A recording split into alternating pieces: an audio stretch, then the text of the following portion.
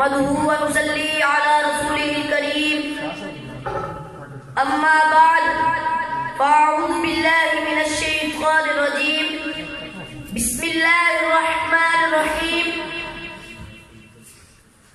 ربنا وابعث فيهم رسولا منهم يتلو عليهم آياته ويزكيهم ويعلمهم الكتاب والحكمة وإن كانوا من قبل لفي ضلال مبين. محترم اور معزز سامعین، آج کی پروقار محفل میں جو موضوع سجایا گیا ہے وہ نبی اکرم صلی اللہ علیہ وسلم بحیثیت معلم قبیلہ بنو سعد میں کھیلتا ہوا وہ ہاشمی بچہ جو ذرے یتیم بھی ہے اور والی کون و مکان بھی، وہ اسیر شعب ابی طالب بھی ہے اور آقا دو جہاں بھی، وہ مذہوب وادی طائف بھی ہے اور شعب محشر بھی،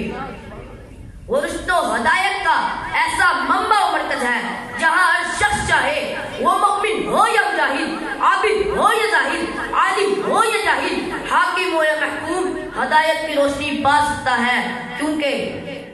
وہ جن کی خاکے کفو پاک کو چوم لینے سے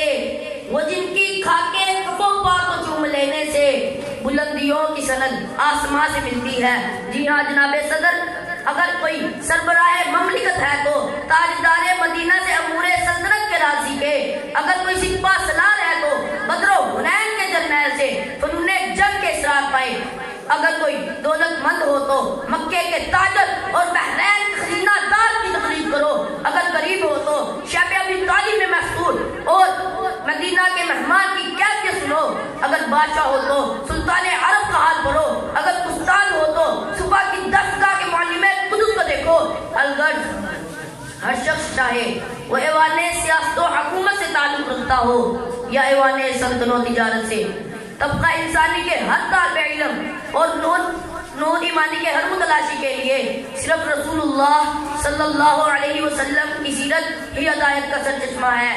سامعین، جب میں سیرت النبی صلی اللہ علیہ وسلم میں غوطہ زن ہوا تو آپ کی زندگی کے ہر پہلو نے مجھے ورطہ حیرت میں ڈال دیا. وہ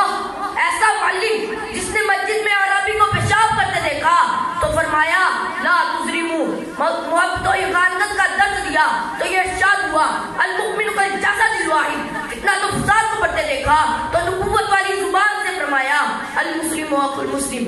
کسی کو مفلسی میں ڈوبا پایا تو لا تقنطوا من رحمت اللہ کی صدائے بلند کی. کسی کو ظلم کی چکی میں پستا دیکھا تو کتب علیکم القصاص کا علم بلند کیا.